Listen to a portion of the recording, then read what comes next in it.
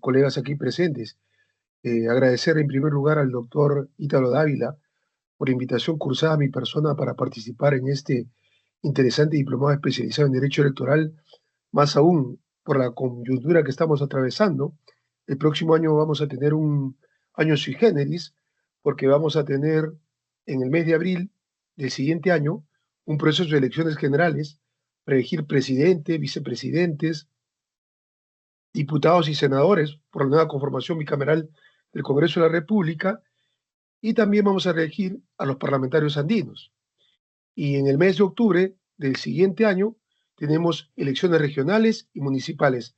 Entonces, en esta coyuntura, creo que este diplomado ha sido ad hoc para poder, en todo caso, todos los interesados conocer más sobre la mecánica de estos procesos electorales y también para conocer la normativa y cómo regula la convocatoria, el desarrollo, la proclamación de resultados y de los que resulten ganadores en dichos procesos electorales.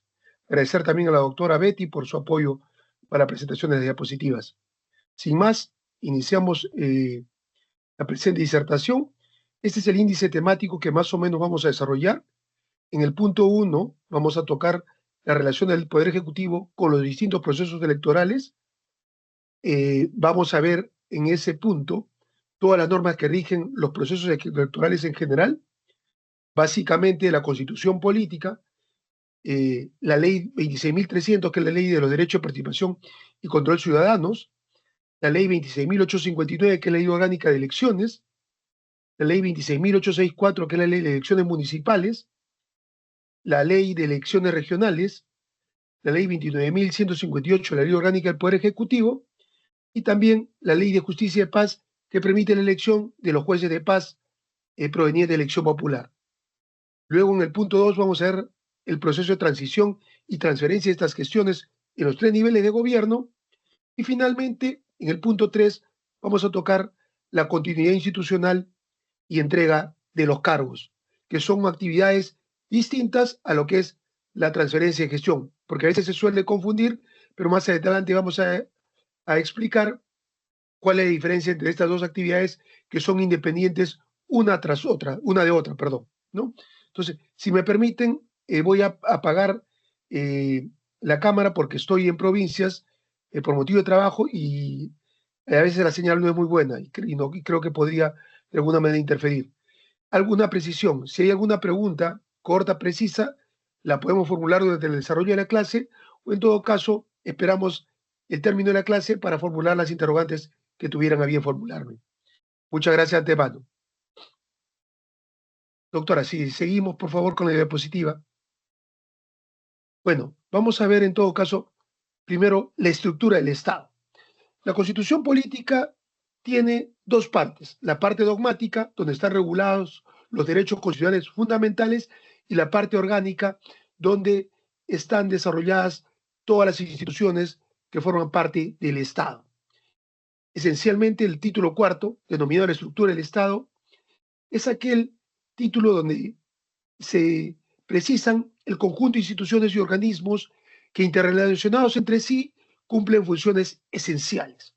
Tenemos el Poder Legislativo, el Poder Ejecutivo, el Poder Judicial y los organismos constitucionalmente autónomos. Entre ellos, los que ustedes todos conocen, Banco Central de Reserva, Contraloría General de la República, Superintendencia de Bancas, Seguros y Administradores de Fondos Privados de Pensiones, Defensoría del Pueblo, Ministerio Público, Tribunal Constitucional, los órganos que conforman el sistema electoral, como es el Jurado Nacional de Elecciones, la Oficina Nacional de Procesos Electorales y el Registro Nacional de Identificación y Estado Civil, entre otros. Entonces, esos órganos están contemplados en la estructura del Estado. Poder Ejecutivo. El Poder Ejecutivo, a través del gobierno, interactúa de diversas formas con los procesos electorales. Llámese el proceso de elecciones generales, los procesos de elecciones regionales y municipales, y a partir de la ley 29.824, también los procesos que regulan la elección de jueces de paz. En muchos sistemas, entre ellos el Perú, el Poder Ejecutivo influye en el calendario electoral. ¿De qué manera? Por ejemplo, el Jurado Nacional de Elecciones es quien desarrolla el cronograma electoral de cara al proceso de elecciones generales, igual al proceso de elecciones regionales y municipales. También plantea reformas legales, modificación a las distintas normas que regulan los procesos electorales para corregir, enmendar o suplir algún vacío legal que pueda existir en la normativa legal vigente. E incluso puede disolver el Congreso de la República y convocar a nuevas elecciones bajo determinadas circunstancias, como veremos más adelante cuando abordemos los artículos de la Constitución relacionados los supuestos en los cuales el presidente de la República puede disolver el Congreso de la República y convocar a elecciones una vez que se produjo la disolución.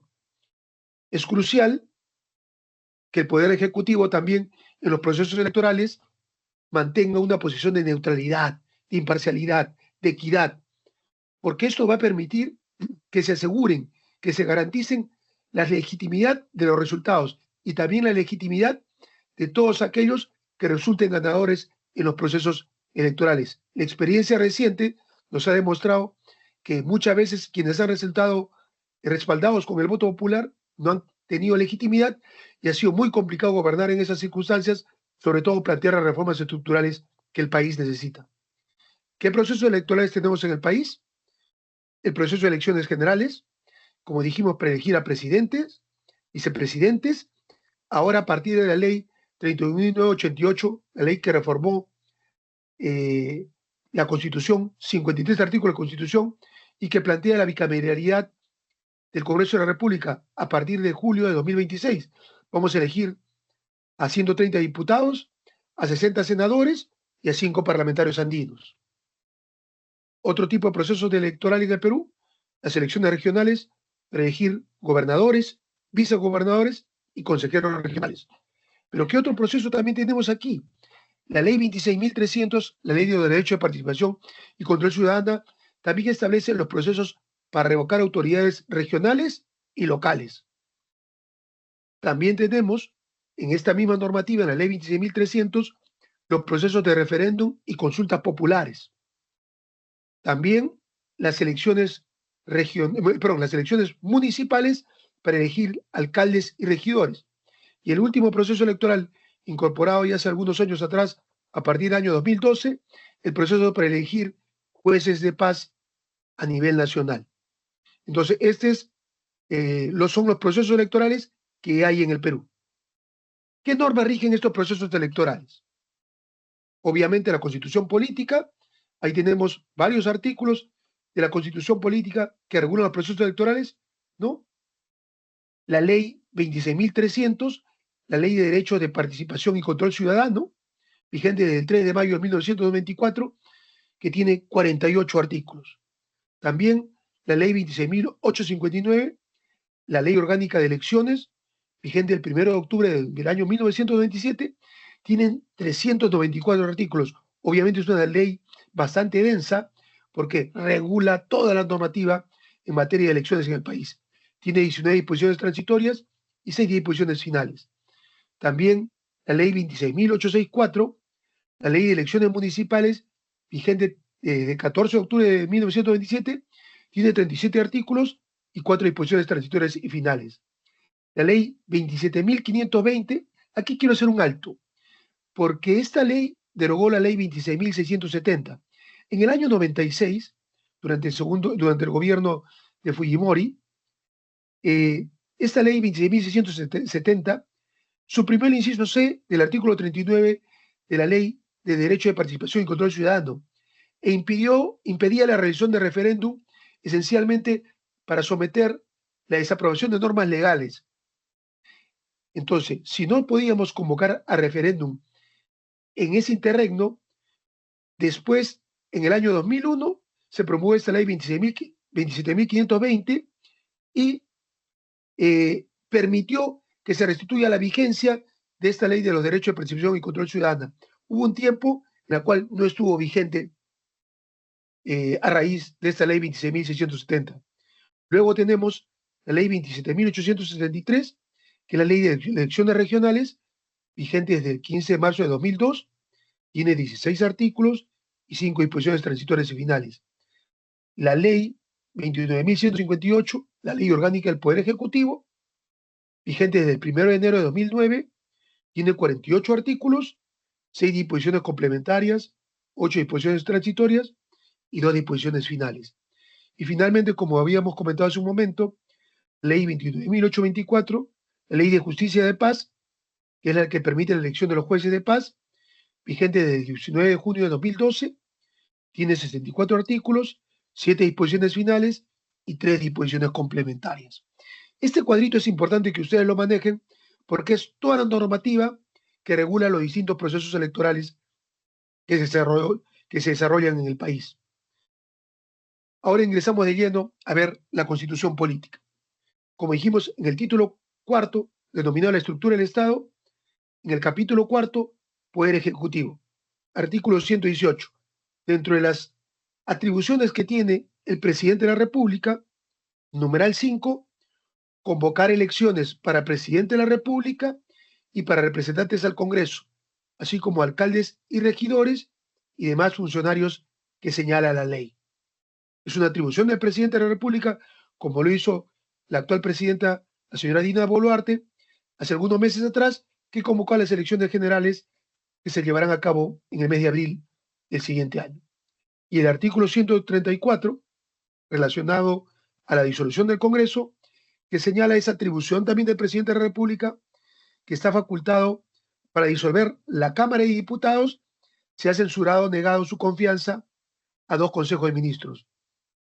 Ahí hay que hacer una precisión. Este artículo, que ha sido producto de la reforma constitucional vía la ley 31.988, recién obviamente se podrá aplicar una vez de que entre en funciones en el mes de julio del siguiente año el Congreso bicameral. Actualmente el Congreso puede disolver el Congreso, pero a partir de la modificatoria lo único que podrá disolver es la Cámara de Diputados en el supuesto de que censure o niegue la confianza a 2 consejos de ministros. Y el párrafo siguiente es importantísimo porque dice, el decreto de disolución contiene la convocatoria a elecciones para elegir una nueva Cámara de Diputados. Esto implica que el Senado continúe en funciones. Dichas elecciones se realizan dentro de los 4 meses de la fecha en que ha sido disuelta la Cámara de Diputados, sin que pueda alterarse el sistema preelectoral preexistente. ¿Qué significa? Que el cronograma electoral no va a variar. En el capítulo octavo, denominado el Poder Judicial, el artículo 139 es también importante porque dice, numeral 17, dice, son principios y derechos de la función jurisdiccional la participación popular en el nombramiento y la revocación de magistrados conforme a ley. Y eso hace referencia y tiene relación con la ley 29.824 que regula el nombramiento de los jueces de paz con la participación ciudadana, es decir, a través de un proceso eleccionario. Y el otro artículo, el 142, relativo a resoluciones no revisables en el Poder Judicial, señala taxativamente no son revisables en sede judicial la resolución del Jurado Nacional de Elecciones en materia electoral. Ustedes saben que el jurado electoral es la última instancia en materia electoral. Llámese para determinar procesos de vacancia o suspensión de autoridades regionales, municipales o también en otro tipo de procesos que se lleven a cabo, ¿no? Como los procesos electorales. Entonces, ya se sabe que en última instancia y definitiva, el Jurado Nacional de Elecciones es quien tiene la última palabra. Aunque algunos me podrán decir, pero hay casos en los cuales se han podido recurrir a otros organismos constitucionalmente autónomos como el Tribunal Constitucional. Eso podría ocurrir vía alguna de las acciones de garantía siempre y cuando se vulnere un derecho constitucional fundamental. Un ejemplo cortito, hace poco revisaba un proceso de vacancia contra un alcalde de una provincia del departamento de Arequipa y en la cual se fue al Tribunal Constitucional porque durante el desarrollo del proceso de vacancia no se le había permitido ejercer su legítima defensa y obviamente al vulnerarse el derecho de defensa del alcalde no se había llevado a cabo un debido proceso, el Tribunal Constitucional acogió la acción que interpuso esta autoridad municipal, ¿no? Pero caso contrario, en última instancia, no son revisables las resoluciones del Jurado Nacional de Elecciones. La que sigue, por favor, doctora Betty. El capítulo 12 del título cuarto de la estructura del Estado, denominado el sistema electoral. Finalidad y funciones del sistema electoral. Obvio, el sistema electoral tiene por finalidad garantizar que las votaciones sean el fiel reflejo de la expresión auténtica, libre y espontánea de los ciudadanos, y que los escrutinios sean al igual un reflejo exacto y oportuno de la voluntad del elector, que la expresa en las urnas, ¿no? A través de una votación directa. Además, tiene por funciones básicas el planeamiento, la organización y la ejecución de los procesos electorales o de referéndum u otras consultas populares, y mantiene y custodia el registro único de identificación de personas y el registro de actos que modifican el Estado civil. ¿A través de quién? De la RENIEC. Conformación del sistema electoral. El sistema electoral está conformado, como ya saben ustedes, por el Jurado Nacional de Elecciones, la Oficina Nacional de Procesos Electorales y el Registro Nacional de Identificación y Estado Civil, RENIEC. Ambos órganos, estos tres órganos, tienen autonomía, mantienen relaciones entre sí de coordinación conforme a sus atribuciones. El artículo 178, ¿cuáles son las atribuciones del Jurado Nacional de Elecciones? Uno, y básicamente fiscalizar la legalidad del sufragio y de la realización de los procesos electorales, del referéndum y de otras consultas populares, así también de elaboración de los padrones electorales. Todo ello es una atribución del Jurado Nacional de Elecciones. También mantiene y custodia el registro de las organizaciones políticas conforme a la ley 28.094, que es la ley de organizaciones políticas o ley de partidos políticos. También vela por el cumplimiento de las normas sobre organizaciones políticas y demás disposiciones referidas a materia electoral. Cuarto, administra justicia en materia electoral, lo que veníamos comentando, el procedimiento de vacancia, suspensión, ¿no? Quinto, proclama a los candidatos elegidos el resultado del referéndum o de otro tipo de consulta popular y expide las credenciales correspondientes a quienes resulten ganadores. Entonces, esas son las atribuciones básicas del Jurado Nacional de Elecciones en materia de electoral, ¿no? La que sigue, por favor, doctora Betty. Artículo 181. Resolución del Jurado Nacional de Elecciones.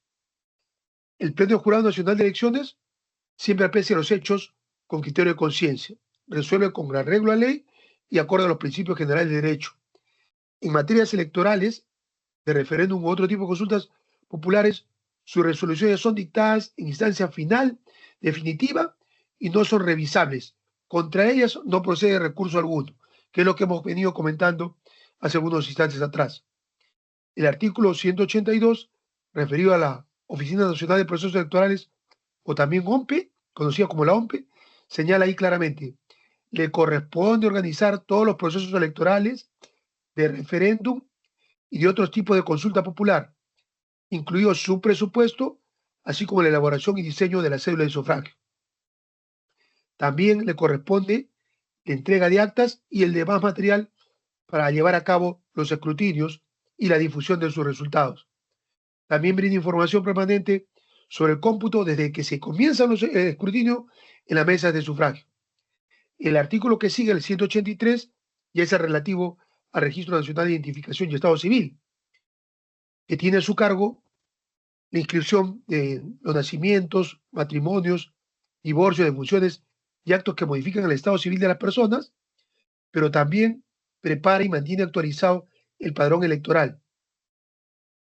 Brinda al Jurado Nacional de Elecciones y a la Oficina Nacional de Procesos Electorales información necesaria para el cumplimiento de sus funciones. Por eso es que los tres órganos, Jurado Nacional de Elecciones, Oficina Nacional de Procesos Electorales y Registro Nacional de Identificación y Estado Civil, trabajan en forma coordinada, estrechamente, e intercambian información para poder desarrollar los procesos electorales.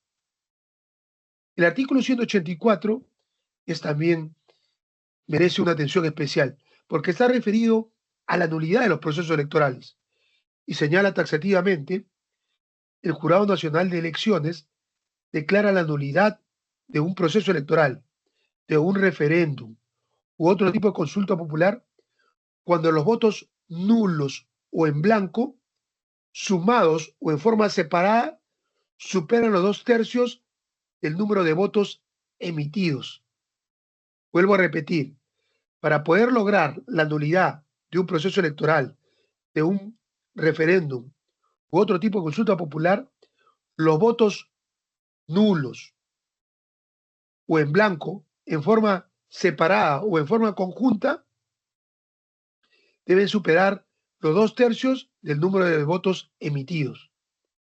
Y algo importante también adicionalmente, ahí señala: la ley puede instituir proporciones distintas para las elecciones municipales.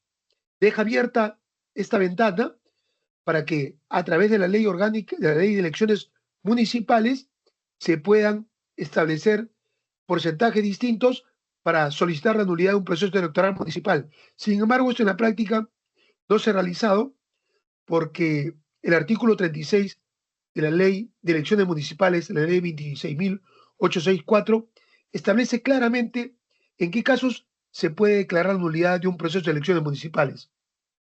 Y se los comento para manera de información. Uno, cuando se comprueban que hay graves irregularidades por infracción a la ley que hubieran podido modificar los resultados de la votación.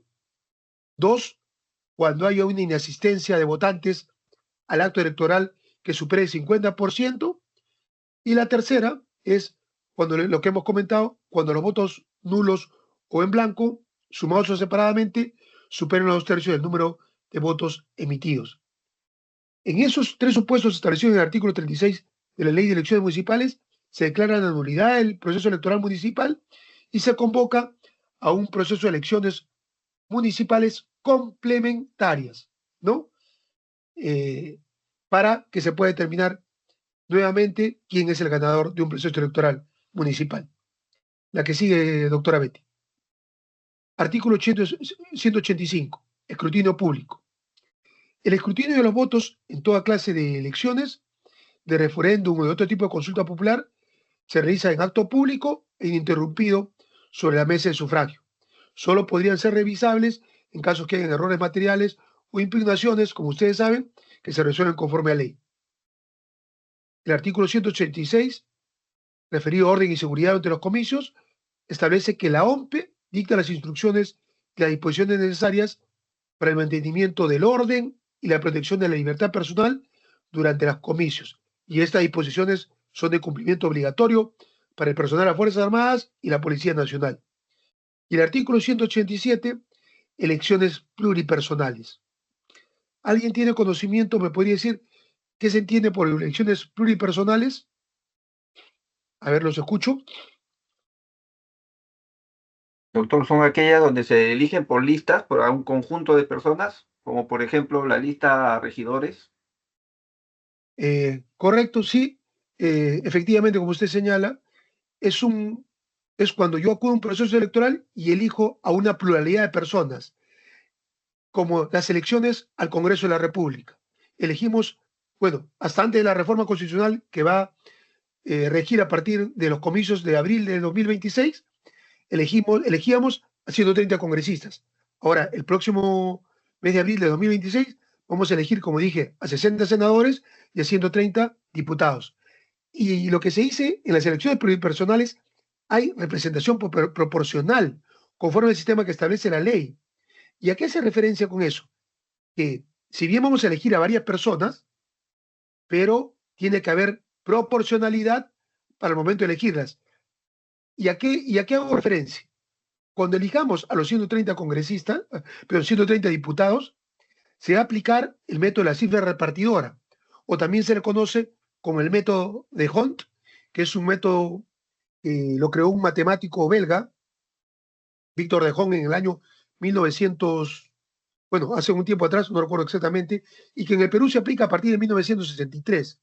Entonces, con este método de la cifra repartidora, permite repartir las representaciones o escaños en forma proporcional a la votación obtenida por cada organización política. Entonces, esta representación proporcional siempre se va a tener presente cuando elijamos a una pluralidad de personas, como cuando dijimos, en el caso, cuando elijamos a gobernadores, vicegobernadores, también elegimos consejeros regionales, método de cifra repartidora. Cuando elegimos, cuando vayamos a elegir a diputados y senadores, tenemos que elegir eh, eh, aplicando este método de la cifra repartidora para que cada organización política tenga una representación proporcional en el siguiente Congreso o en el siguiente Consejo Regional o en el siguiente Consejo Municipal. A eso hace referencia. Muchas gracias por la intervención. Ley orgánica de elecciones, la ley madre, digamos, que regula todos los procesos electorales. En el capítulo 1, generalidades, se señala que el sistema electoral, como lo establecía la Constitución, en el artículo que vimos hace un momento, el sistema electoral está conformado por el Jurado Nacional de Elecciones, la Oficina Nacional de Procesos Electorales y el Registro Nacional de Identificación y Estado Civil. Ahí se precisa que actúan con autonomía y mantienen relaciones de coordinación entre sí, acorde a sus atribuciones. Ese artículo está concordante con el artículo 177 de la Constitución Política, que hace un momento analizamos. El artículo 2 señala que el sistema electoral tiene como finalidad asegurar que las votaciones y los escrutinios traduzcan la expresión auténtica, libre y espontánea de los ciudadanos y sean el reflejo exacto y oportuno de la voluntad del elector expresada en las urnas por votación directa y secreta. También tiene concordancia con el artículo 176 de la Constitución Política, que hace un momento también analizamos. El artículo 3 señala que el término elecciones, y esto es importante que lo tengan presente, a que se refiere al presente de ley y las demás vinculadas al sistema electoral, comprende los procesos también de referéndum y otros tipos de consulta popular.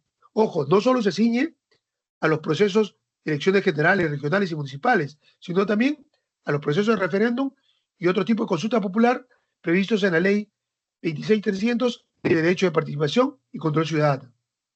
El artículo 6, tipos de elecciones. En el inciso A, elecciones presidenciales, que ya lo hemos hablado, para elegir a presidente y vicepresidente de la República. ¿Cuántos vicepresidentes? 2 vicepresidentes.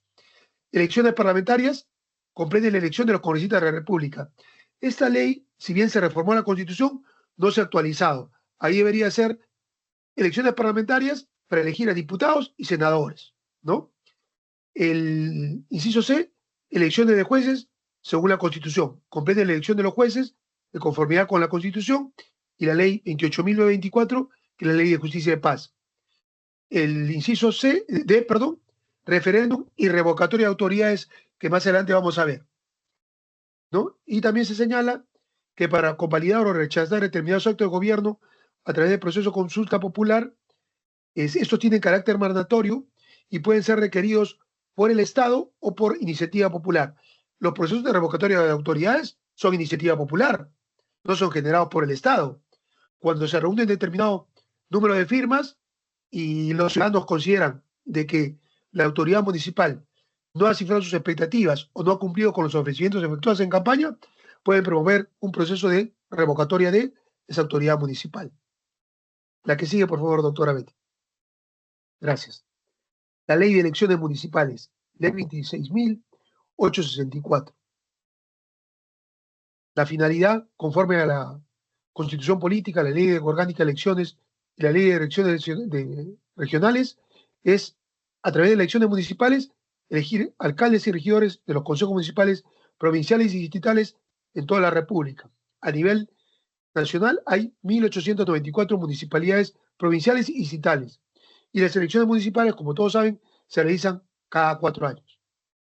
Artículo 3, convocatoria y fecha de las elecciones. El presidente de la República convoca elecciones municipales con una anticipación no menor de 270 días calendario a la fecha de las elecciones. Se llevan a cabo el primer domingo del mes de octubre del año en que finaliza el mandato de las autoridades municipales. ¿Cuándo finaliza el mandato de estas autoridades municipales? Diciembre de 2026. ¿Cuándo se tiene que llevar a cabo estas elecciones?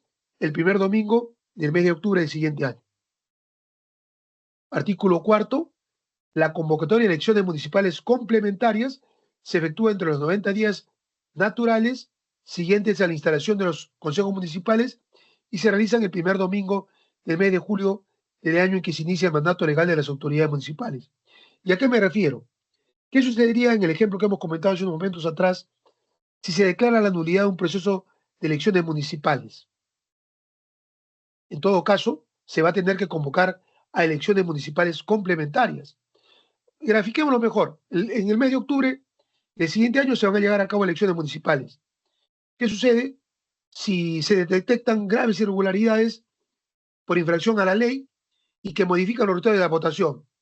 Entonces, lo que se va a hacer es, una vez que se compruebe este supuesto previsto en el artículo 36 de la ley de elecciones municipales, se declarará, el Jurado Nacional de Elecciones declarará la nulidad de ese proceso de elecciones en un distrito o provincia donde se haya detectado esas irregularidades y convocará a elecciones municipales complementarias que ya se tendrían que realizar el primer domingo del mes de julio del año 2027, porque el 2027 se inicia el periodo de las nuevas autoridades regionales y municipales y las elecciones municipales complementarias tendrían que realizarse el primer domingo del mes de julio de 2027, ¿no? En el caso de que haya habido la nulidad de ese proceso electoral.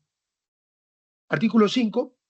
Si el presidente de la República, ojo, no convoca elecciones municipales o elecciones municipales complementarias dentro de los plazos establecidos, ¿quién las efectúa la convocatoria?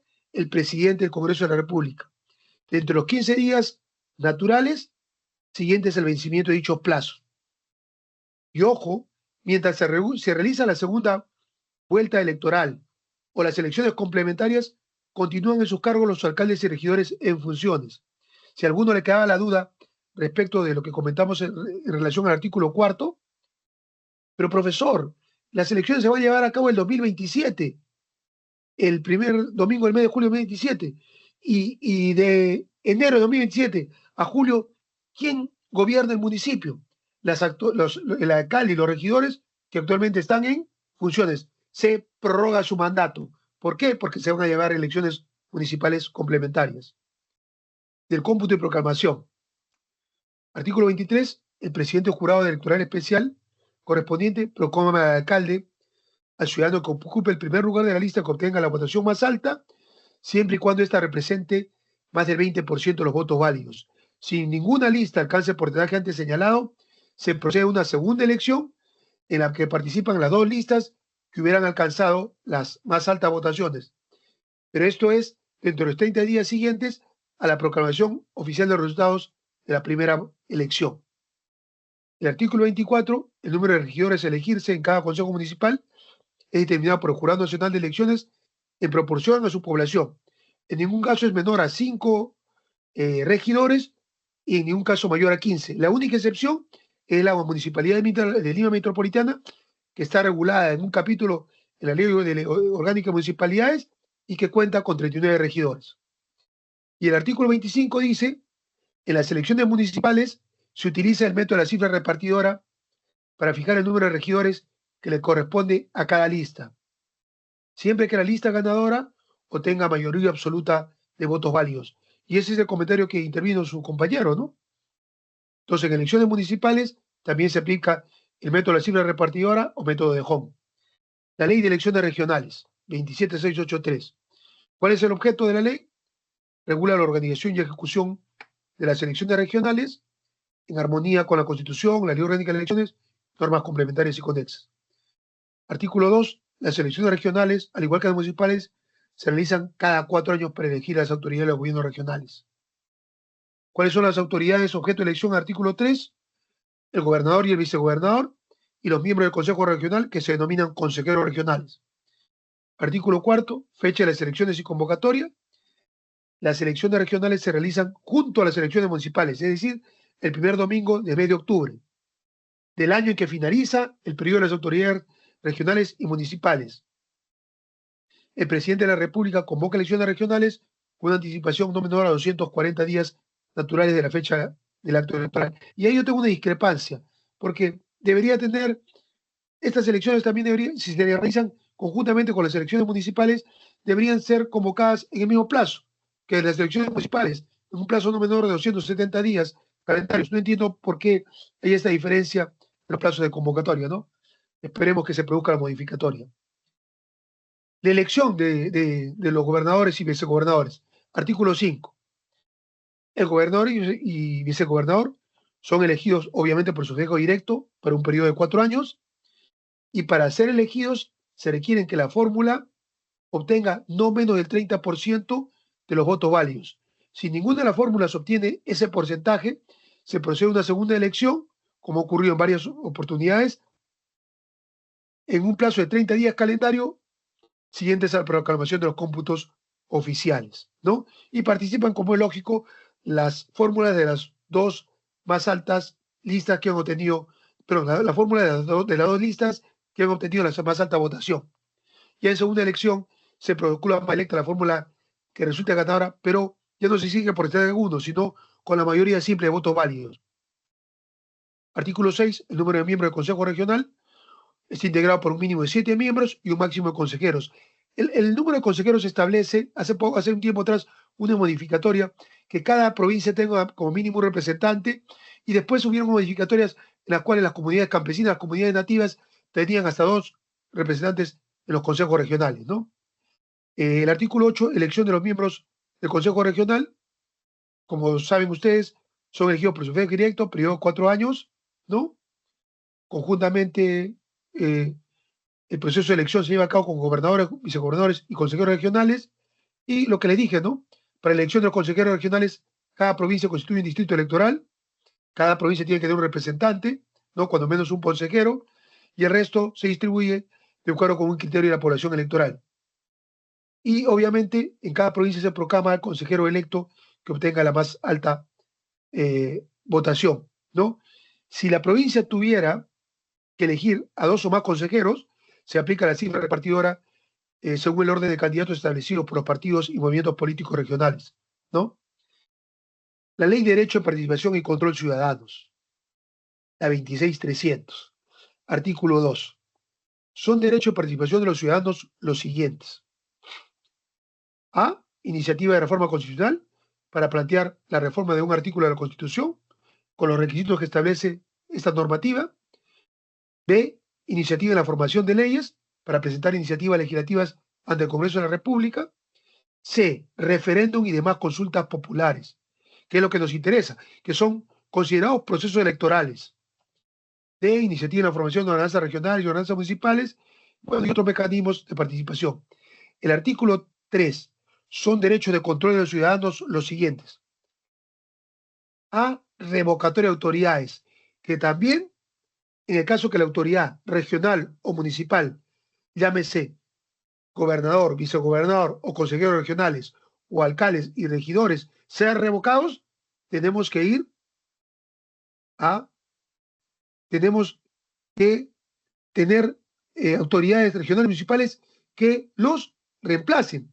Pero para llevar a cabo el proceso de revocatoria hay que llevar a cabo un proceso electoral, donde la población va a votar por el sí o por el no, si lo revoco o no lo revoco. Y obviamente eso es un proceso electoral que tiene que estar llevado a cabo por la Oficina Nacional de Procesos Electorales, ¿no? Y bueno, ahí tenemos otros derechos de control ciudadano, como la revisión de autoridades, demanda de rendición de cuentas, que bueno, que para que tengan conocimiento sobre la materia, ¿no? La que sigue, por favor. Lo que comentamos, artículo 20, revocatoria de autoridades.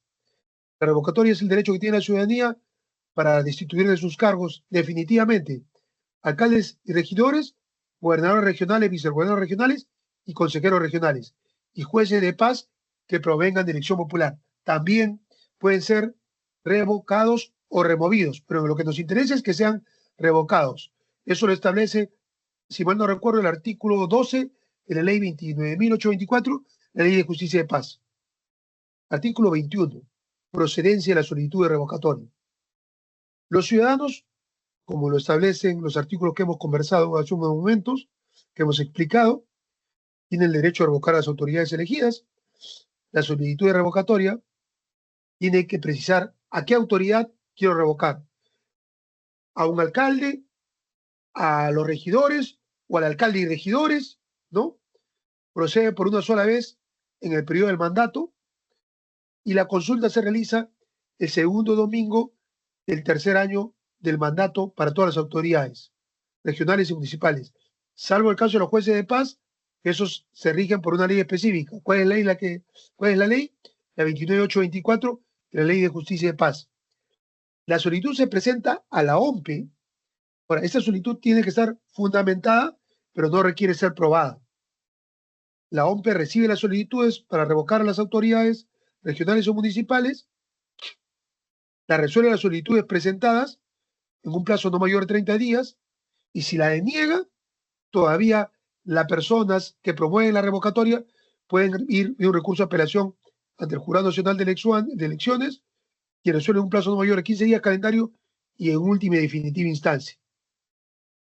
Algo importante, yo no puedo argumentar causales de vacancia o suspensión previstas en los artículos 22 y 25 de la Ley Orgánica de Municipalidades para revocar a una autoridad regional o municipal. Y tampoco puedo invocar la comisión de un hecho delictivo porque eso no son materia de una revocatoria. La adquisición de los kits electorales para promover la revocatoria se efectúa a partir del segundo año del mandato de las autoridades. Ojo, que quede claro, ¿eh? Si yo quiero revocar una autoridad, el segundo año, en el mes de junio del segundo año, compro los kits, reúno las firmas para ir a un proceso electoral para ver si la población quiere revocar o no. ¿Y cuándo se realiza el proceso electoral para ver si la población quiere revocar o no? El tercer año, el segundo domingo del tercer año del mandato de las autoridades. Entonces, que quede claro, el segundo año compro los kits, junto las firmas, y si junto el porcentaje que me exige la normativa, me voy a un proceso electoral que se realiza el segundo domingo de junio del tercer año. Aunque a mí no me parece muy apropiado, porque en el caso de que revoque la autoridad regional o municipal, la autoridad que la va a reemplazar solamente estaría cerca de un año y medio en el poder, un tiempo muy corto para poder revertir una gestión pública regional municipal ineficiente e ineficaz, ¿no? Entonces, no me parece muy apropiado. Y los fundamentos de la solicitud revocatoria deben ser hechos públicos por los promotores y por los organismos electorales, y también ellos tienen que rendir cuentas de dónde han conseguido los gastos para revocar a dichas autoridades, aunque en la práctica esta disposición no se cumple. Artículo 22. Requisito de adherentes. La consulta se lleva a cabo en cada circunscripción electoral si la solicitud que yo presento está acompañada del 25% de la firma de los electores de cada circunscripción y ha sido admitida, obviamente. Entonces, mi solicitud, yo la presento, compro los kits electorales, ahí me adjuntan la solicitud y comienzo con el recojo de firmas, que tiene que ser el 25% de la firma de los electores de cada circunscripción electoral. Pero esa solicitud tiene que ser admitida. Por ejemplo, si yo promuevo la revocatoria de un alcalde y argumento que ha cometido un delito contra la administración pública, esa solicitud no va a ser admitida, porque yo estoy invocando a la Comisión de Derecho Delictivo y esa no es causal para revocar una autoridad. Entonces, ahí no me la van a admitir. Y por más que interponga un recurso de apelación al Jurado Nacional de Elecciones, es obvio que lo va a declarar infundado. Entonces, tiene que ser la solicitud revocatoria amparada en que la autoridad municipal no ha cumplido con las promesas efectuadas en campaña y viene desarrollando una gestión pública municipal ineficiente e ineficaz. Esos son los motivos, los fundamentos, pero no necesito aprobarlo. Artículo 23. Si yo cumplo con reunir las firmas, el 25% de las firmas de los electores del distrito de provincia, de la autoridad a la cual quiero yo revocar, tengo que ir a un proceso electoral. ¿Para qué? Para que la población se pronuncie si revoca o no revoca la autoridad. Y para poder revocarla, debe haber existido por lo menos el 50% de los electores hábiles del padrón electoral. ¿Y con qué? ¿Y con cuánto lo revoco? Con el 50% más uno. Pero tiene que haber asistido por lo menos el 50% de los electores hábiles del padrón electoral. Por favor, doctor. Del referéndum y de las consultas populares. Capítulo 5 de la Ley 26.300, Ley de los Derechos de Participación y Control Ciudadano. Artículo 37. El referéndum es el derecho de los ciudadanos para pronunciarse conforme a la Constitución en los términos normativos que se le consulta. Durante el tiempo que estuvo el presidente Martín Vizcarra, un referéndum para que la población se pronuncie sobre 4 temas esenciales, entre ellos la reelección de congresistas, si es que estaban de acuerdo con un régimen unicameral, bicameral, ¿no? Y la población se pronunció en un proceso electoral. Artículo 38. El referéndum puede ser solicitado por un número de ciudadanos no menor del 10% del electorado nacional. Artículo 39. ¿En qué casos procede el referéndum? Para la reforma total o parcial de la Constitución, acorde al artículo 206 de la misma. Ojo, hay dos formas de reformar la Constitución conforme al artículo 206. La primera es con la mitad más uno del número legal de congresistas, ¿no? Con el texto actual, ¿eh? Con la mitad del número de congresistas, es decir, son 130 congresistas, la mitad más uno del número legal, 76 votos, más referéndum.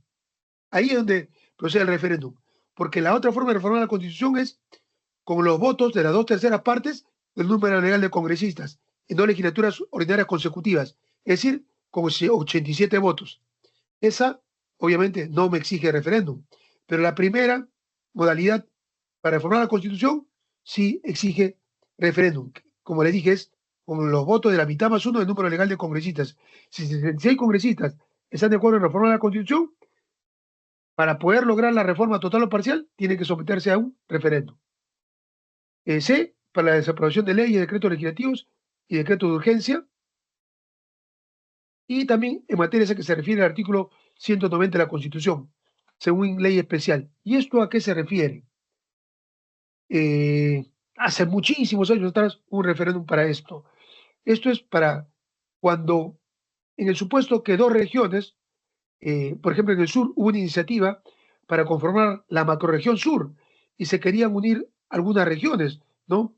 Creo que era Tacna con Moquegua y otras no me recuerdo. Y se sometió a referéndum para ver si la población estaba de acuerdo. También podría someterse a referéndum en el caso que una provincia o un distrito no deseen pertenecer a una determinada región y quieren adherirse a otra región vecina. Entonces, eso tendría que someterse a un referéndum. Artículo 44. La convocatoria de referéndum le corresponde hacerla a la autoridad electoral una vez que estén acreditadas las iniciativas. El presidente del Consejo de Ministros convoca a referéndum dentro de los 6 meses de la publicación de la resolución por parte de la autoridad electoral en la cual admite la iniciativa de referéndum. Algo importante, esta convocatoria no es factible de ser postergada conforme al artículo 45 de la Constitución. ¿Y a qué hace referencia el artículo 45? Hace referencia a que el poder del Estado emane del pueblo. Y obviamente ese poder debe ser ejercido acorde con las limitaciones y responsabilidades que la Constitución y las leyes establecen. Entonces, yo no puedo ampararme en este artículo para impedir llevar a cabo un proceso de referéndum. Artículo 45. La convocatoria de procesos electorales para el ejercicio de derechos políticos solo puede ser postergado por la autoridad electoral en caso de proximidad de elecciones generales, regionales o municipales. En ese supuesto, solo podrá realizarse posteriormente, perdón, en ese supuesto solo se puede hacer simultáneamente o entre los siguientes 4 meses. Y explico. ¿Qué pasa si en el mes de diciembre de este año, noviembre, se promueve un referéndum? Pero ojo, tenemos un proceso de elecciones generales en abril de 2026. Entonces, por la proximidad con el proceso de elecciones generales, no podría llevarse a cabo un referéndum porque los órganos de comprobante del sistema electoral están abocados a llevar ese proceso de elecciones generales, que va a ser muy complejo. Entonces, en ese supuesto sí podría postergar el referéndum, o en todo caso, hacerlo simultáneamente, pero va a ser muy difícil. Lo más apropiado sería que se haga con posterioridad 4 meses después de que se lleve a cabo el proceso de elecciones generales. Aunque en este caso vamos a tener también otra complejidad, porque en octubre del siguiente año se va a llevar a cabo un proceso de elecciones regionales y municipales. Entonces, el siguiente año sí va a estar bastante complicado. Podría ser después, 4 meses después de las elecciones regionales y municipales, es decir, enero de 2027 podría ser, ¿no? Ley orgánica del Poder Ejecutivo. Artículo 8, funciones del presidente de la República, que ya lo vimos cuando vimos el Poder Ejecutivo en el tema de la Constitución. Corresponde al presidente de la República el ejercicio de las siguientes funciones: convocar elecciones para el presidente de la República, representantes al Congreso, gobernadores y consejeros, alcaldes y regidores y demás funcionarios que la ley señala. Ojo, muchas normativas no están actualizadas, aunque ha salido una resolución del Jurado Nacional de Elecciones que señala que cuando las normativas no estén actualizadas, se entiendan que ya vamos a tener un Congreso bicameral y que tiene que hacer alusión a diputados y senadores. La Ley de Justicia y Paz, que regula lo concerniente a la elección de los jueces de paz, Ley 29.824, régimen de juez de paz. Artículo 8, acceso al cargo. El juez de paz accede al cargo a través de dos mecanismos solamente: por elección popular y, ojo, con sujeción a la Ley Orgánica de Elecciones, la 26859. Entonces, si yo quiero elegir un juez de paz, tengo que sujetarme a las disposiciones de la Ley Orgánica de Elecciones. Aunque en la práctica no se han llevado estos procesos de elecciones para elegir a jueces de paz, son contados, ¿no? Recién yo creo que están en proceso de implementación. Y la otra vía es por selección del Poder Judicial con la participación activa de la población organizada. La elección popular es la forma ordinaria de acceso al cargo, es la forma común, ¿no? El mecanismo de selección es una excepción a la regla. El artículo 14 es proclamado el juez de paz que alcance la más alta votación en el proceso electoral. Y conjuntamente con el juez de paz se elige a jueces de paz accesitarios para que lo suplan al juez de paz en caso sea revocado o removido del cargo. Y se eligen a dos jueces de paz accesitarios, los que han alcanzado la segunda y tercera más alta votación en el proceso electoral. Hasta aquí, ¿alguna pregunta? Lo pueden hacer verbalmente o a través del chat, aunque preferiría que sea verbal. Estimada doctora Betty, ¿qué hora tenemos el break? Doctor, usted indique, podemos ir ahora y regresamos en 15 o 20 minutos, de acuerdo a las expresiones que está pendiente. Ya, si no hay alguna pregunta de los participantes, en todo caso podremos salir al break. Retornamos en 7:02, puede ser 7:20 o 7:22, y retomamos la segunda parte de la disertación, y a partir de ahí hacemos una ronda de preguntas o un conversatorio algo más dinámico para, en todo caso, poder concluir la clase, pero con la participación más activa de los participantes.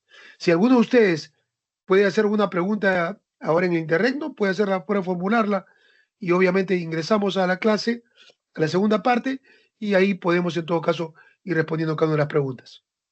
Bien, doctor, retornamos 7:22.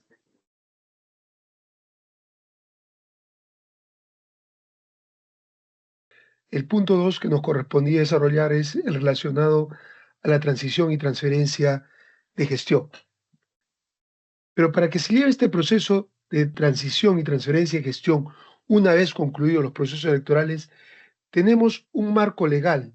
Vamos a ver cuáles son las normas legales y directivas que regulan este proceso de transición y transferencia de gestión. Obviamente, se rigen por las normas del Sistema Nacional de Control. ¿Y cuál es el máximo órgano del Sistema Nacional de Control? La Contraloría General de la República. ¿Cuál es la norma que regula la actividad de control? La Ley 27.785, que es la Ley Orgánica del Sistema Nacional de Control y de la Contraloría General de la República.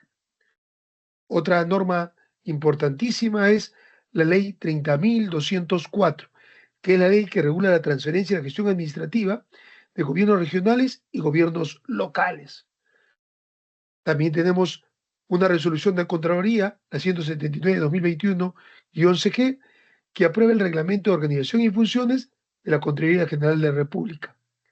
Luego tenemos la resolución de Contraloría 267-2022-11G, que aprueba la directiva 016-2022-11G/Previ, que regula la rendición de cuentas de titulares y transferencias de gestión.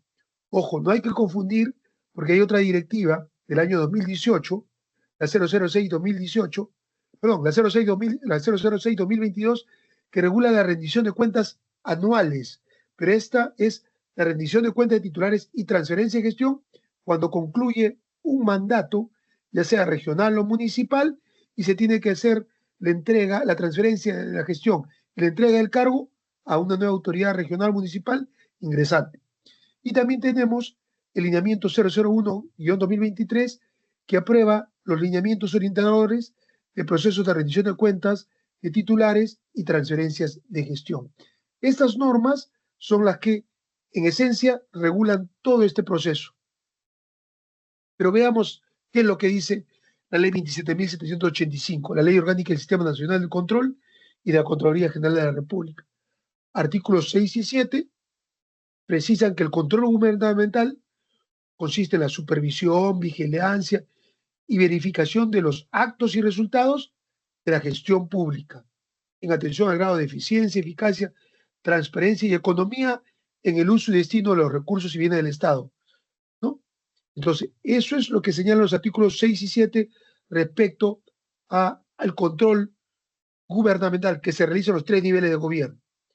Además, precisa que es responsabilidad del titular de la entidad fomentar y supervisar el funcionamiento y confiabilidad del control interno. ¿Para qué? Para lograr la evaluación de la gestión y el efectivo ejercicio de la rendición de cuentas. Entonces, propendiendo a que éste contribuya con el logro de la misión y los objetivos de la entidad a su cargo. También los literales A y C del artículo 15 instituyen que es atribución del Sistema Nacional de Control efectuar supervisión, vigilancia y verificación de la correcta gestión y utilización de los recursos y bienes del Estado, el cual comprende supervisar la legalidad de los actos de las instituciones sujetas a control, en la ejecución de los lineamientos para una mejor gestión de las finanzas públicas. Ojo, con prudencia y transparencia fiscal. Hay una ley de prudencia y transparencia fiscal. Siempre tenemos que regularnos por esa norma cuando hacemos uso de los recursos y bienes del Estado. Pero la ley de prudencia y transparencia fiscal es para el correcto uso de los recursos públicos, así como ejecución de los presupuestos públicos y de las operaciones de la deuda pública, e impulsar la modernización y el mejoramiento de la gestión pública. De esta manera podemos evitar actos de corrupción que vemos cotidianamente en la gestión y administración pública, ¿no? Entonces es lo que establece la Ley Orgánica del Sistema Nacional de Control, la 27785. El artículo 16 establece que la Contraloría General de la República es una entidad fiscalizadora superior y el ente técnico rector del Sistema Nacional de Control.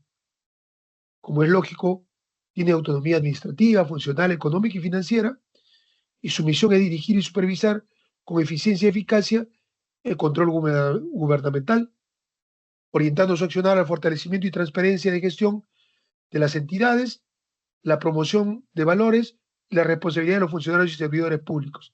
También, de esta manera, se contribuye a una apropiada toma de decisiones e involucrar a la ciudadanía para que realice el control social respecto al uso de los bienes y recursos públicos. Y los literales T y U del artículo 22 establecen que es atribución de la Contraloría General de la República emitir disposiciones y procedimientos para implementar operativamente medidas y acciones contra la corrupción administrativa, como lo hace ello a través del control gubernamental y promoviendo una cultura de honestidad y probidad de la gestión pública, así como la adopción de mecanismos de transparencia e integridad al interior de las entidades públicas. También se tiene presente el concurso de la población y organización de la sociedad civil, y también establece procedimientos para que los titulares de las entidades rindan cuenta oportuna al órgano rector por los fondos o bienes a su cargo, así como los resultados de su gestión. O sea, ojo, cuando yo rindo cuentas, no solo informo sobre cómo he venido usando los fondos y bienes que han estado a mi cargo, sino también cuáles han sido los resultados alcanzados durante mi gestión. La otra norma que regula la transferencia de la gestión administrativa de los gobiernos regionales y los gobiernos locales es la Ley 30.204. ¿Cuál es el objeto de esta norma? Y aquí vamos a ir pasito a paso para que ustedes entiendan cómo es el proceso. El objeto es regular el proceso de transferencia y gestión entre administraciones regionales o locales sucesivas, Su finalidad, facilitar que exista una continuidad del servicio que se presta y de que se rindan cuentas oportunamente, lo que incluye también los casos en que se revoca autoridades. Y ahí me detengo. Cuando hemos visto el tema de los procesos electorales de revocatoria de autoridades, ¿qué sucedería si se revoca la autoridad? Obviamente, tiene que haber un proceso de continuidad del servicio, de rendición de cuentas para la nueva autoridad que va a ocupar el cargo de la autoridad que ha sido revocada. Entonces, también regula la revocatoria de autoridades. Los gobernadores y alcaldes que cesan en sus cargos son quienes tienen a su cargo la dirección y ejecución, bajo responsabilidad de las acciones de transferencia de la administración regional o local a las nuevas autoridades electas. O sea, la responsabilidad recae en los gobernadores y alcaldes salientes, los que están cesando en sus cargos. Otro punto importante es que el procedimiento de transferencia de la gestión administrativa es de interés público y de cumplimiento obligatorio por las autoridades que están saliendo o cesando en sus cargos, e involucra tanto la autoridad que cesa como la autoridad electa y demás miembros que conforman la comisión de transferencia bajo responsabilidad.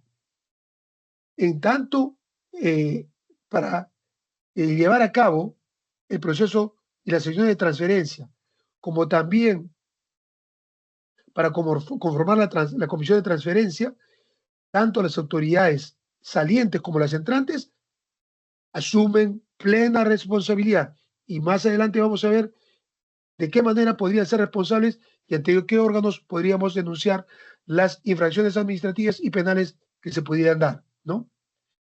El gobernador o alcalde que culmina su mandato, que cesa su mandato, dentro de los 5 días hábiles siguientes a la proclamación de las autoridades electas, son quienes tienen que convocar al gobernador o a los alcaldes electos para conformar e instalar la comisión de transferencia, con la finalidad de constatar la existencia de la información y la documentación que sustenta la transferencia y la gestión administrativa.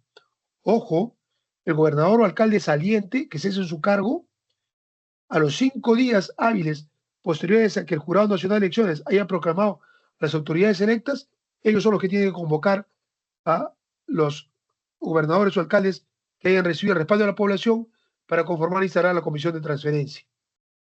Esta comisión de transferencia, al término de sus actividades, tiene que suscribir un acta de transferencia, evidentemente. Esta acta de transferencia tiene que ser suscrita dentro del 5.º día hábil del inicio de la nueva gestión. Es decir, ya asumió funciones la nueva autoridad regional o municipal, y el 5.º día hábil del mes de enero, como máximo, se tiene que suscribir el acta de transferencia. A esa acta de transferencia se le anexa el último informe de rendición de cuentas y transferencia, cuya fecha de corte es el último día del ejercicio del cargo de la autoridad saliente. ¿Cuál sería el último día de ejercicio del cargo de la autoridad saliente? Para que sea la fecha de corte, el 31 de diciembre del año que finaliza sus funciones. Esa es la fecha de corte donde se anexa el último informe de rendición de cuentas y transferencia. No puede exceder esa fecha. La comisión de transferencia, ¿por quién está conformada? Por el gobernador o el alcalde electo en ejercicio, quienes la tienen que presidir. 2 representantes de la autoridad saliente, uno de los cuales puede ser, si es una autoridad regional, el gerente regional, o si es una autoridad municipal, el gerente municipal, o el que haga sus veces, y 2 representantes de la autoridad electa. O sea, ¿cuántos son los que integran? O sea, son 6, el gobernador, 2 personas a su cargo, que puede ser el gerente regional o municipal, y 2. En total son 5 personas las que integran esta comisión de transferencia, ¿no? Con el acuerdo de las partes que integran la comisión, se establece cómo opera la comisión, porque las comisiones se conforman y se instalan antes, generalmente en el mes de diciembre. Entonces, esos integrantes de la comisión son los que establecen qué días funciona la comisión, así como también se baraja que puede ampliarse el número de miembros. No significa que el número sea taxativamente como dice el artículo 5 de la ley 32.204, sino el número puede ampliarse a 7, 9, lo que las partes integrantes de la comisión de transferencia consideren conveniente.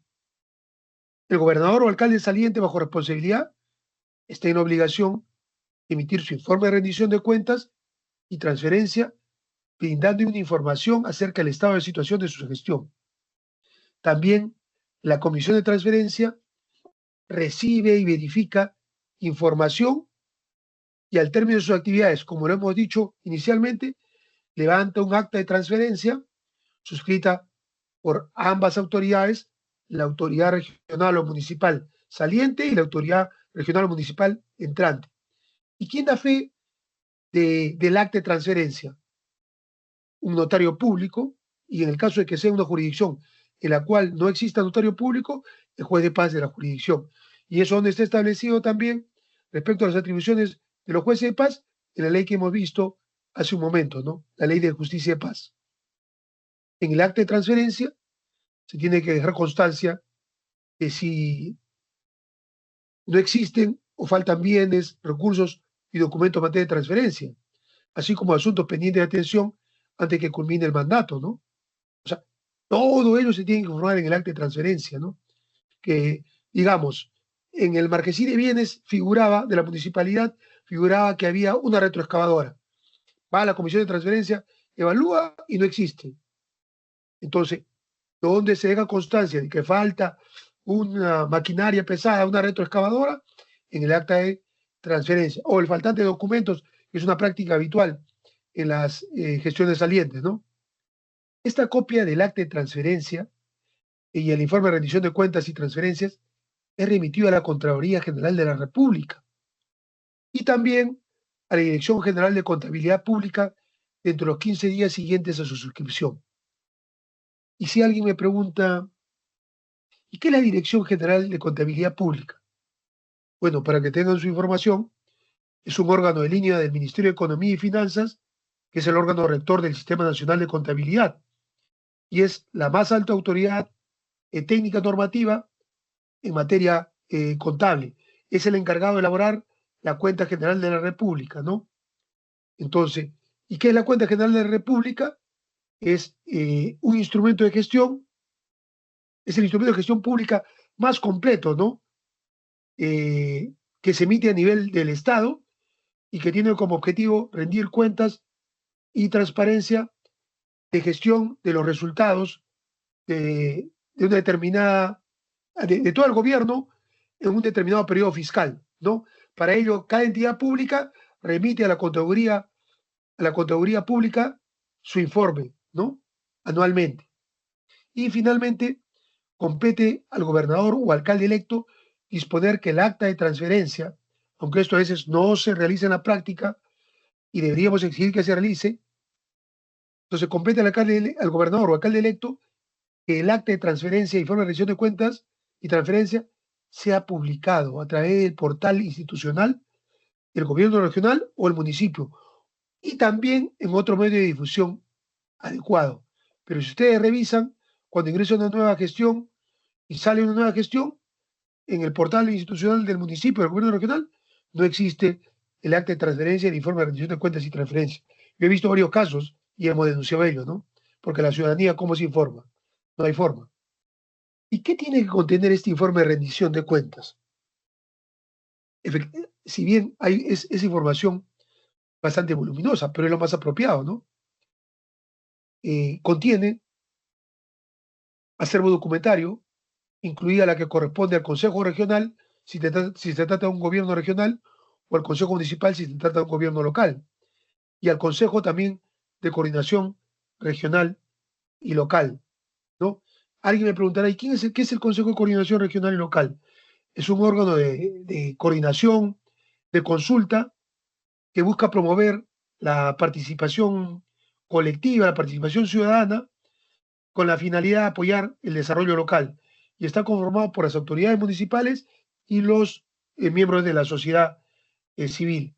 Ellos apoyan en la elaboración de planes de desarrollo e intervienen en el presupuesto participativo. Los consejos de coordinación regional o local operan tanto a nivel de gobiernos regionales o gobiernos locales, ¿no? Entonces, son órganos de apoyo a las gestiones públicas regionales y locales.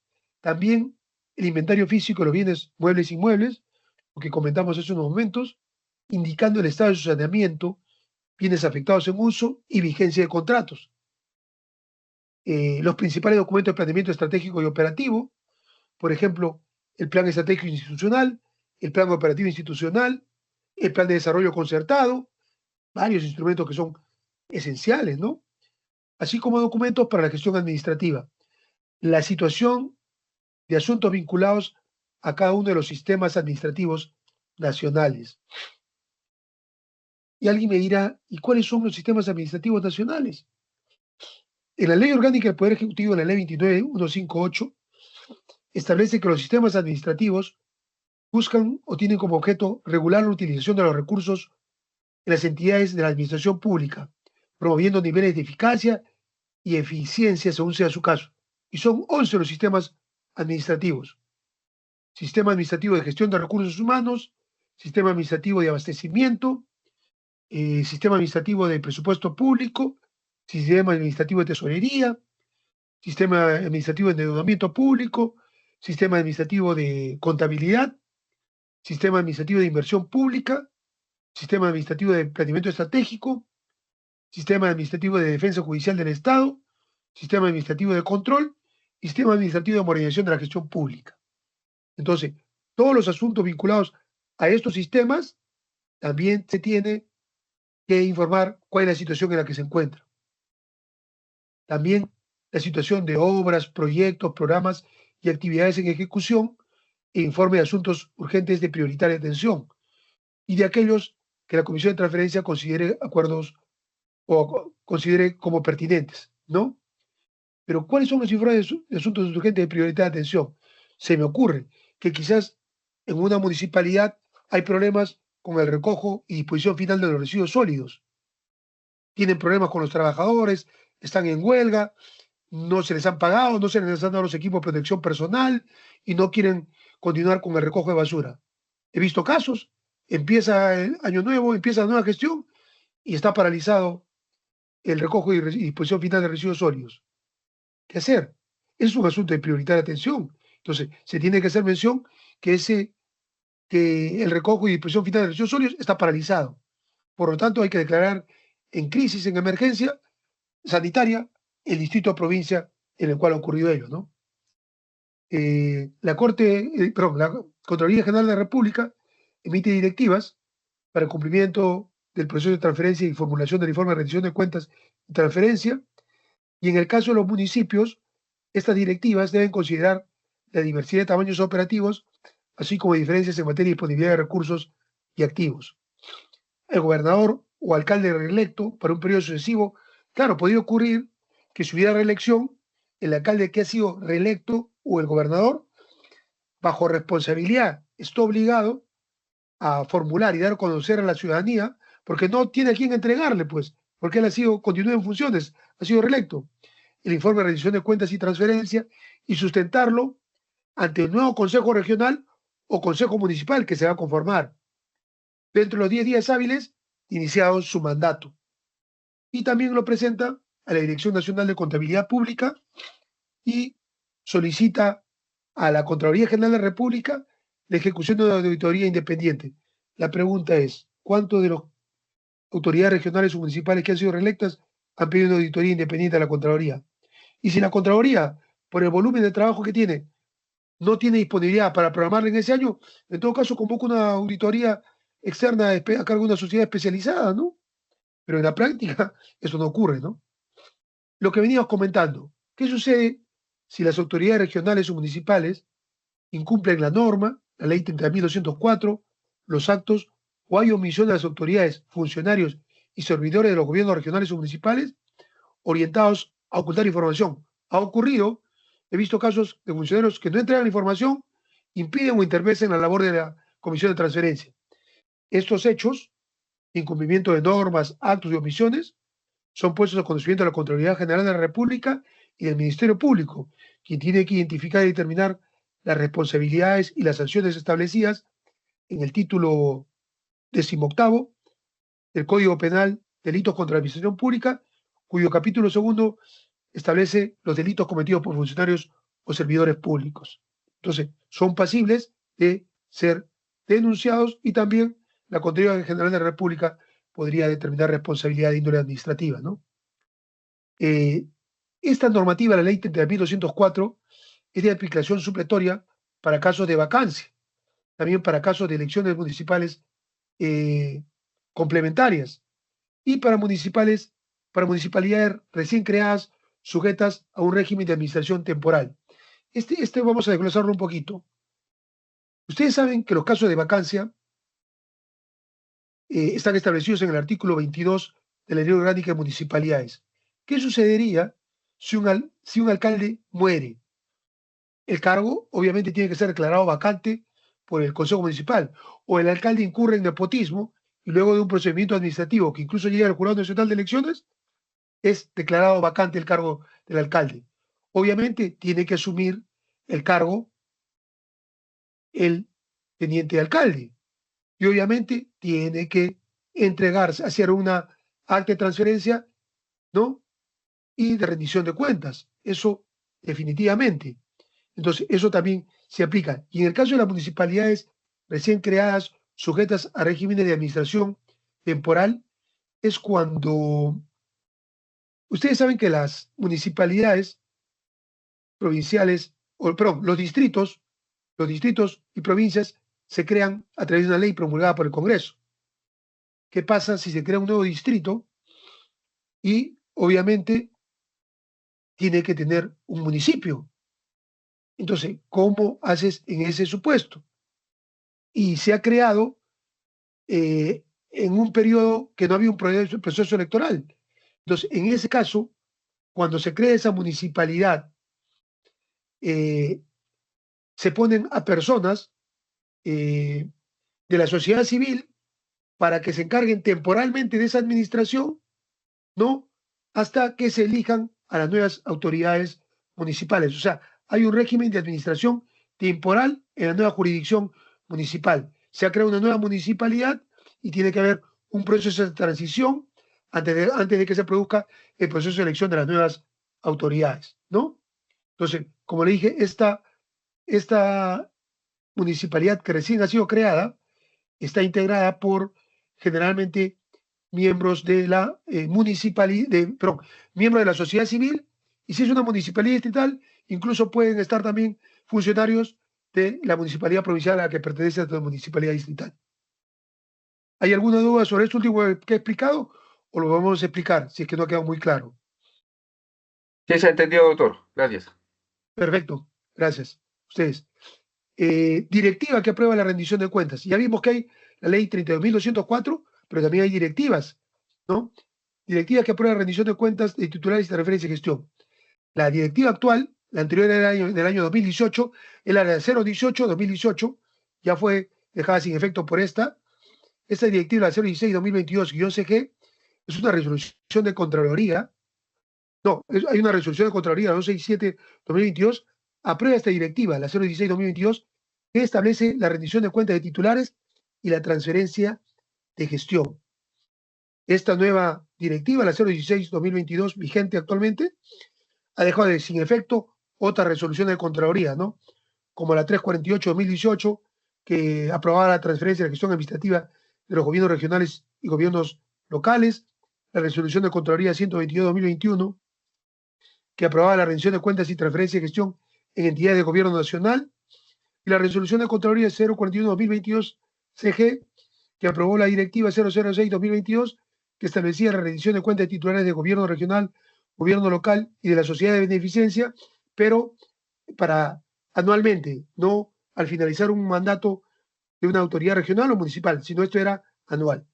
Entonces, con esta directiva, la vigente del 016-2022, se han dejado sin efecto otras directivas de Contraloría que estaban vigentes hasta antes de que ingrese en vigor esta norma. ¿Cuál es la finalidad de esta directiva? Establecer un marco normativo que regule las disposiciones para el desarrollo de los procesos de rendición de cuentas de titulares y transferencias de gestión en condiciones que puedan asegurar la transparencia de los resultados de la gestión y del uso de los recursos públicos y bienes del Estado, además que haya continuidad de la prestación de los servicios públicos y el ejercicio del control social de la gestión pública. ¿Y por qué continuidad de la prestación de los servicios públicos? El caso que yo les manifestaba de una municipalidad que terminó su gestión, una autoridad municipal, con una crisis en los obreros que se dedican al recojo y disposición final de los residuos sólidos. Entonces, si no hay una prestación en los servicios públicos, eso puede dar lugar a una emergencia sanitaria, porque si no recoges la basura con las altas temperaturas que hay en las épocas de verano, puede dar lugar a una serie de enfermedades. ¿Y quién va a asumir la responsabilidad por no haber garantizado la continuidad de la prestación de servicio público? Las autoridades salientes e ingresantes, por haber tomado las medidas apropiadas en el momento oportuno. ¿Cuál es el objetivo?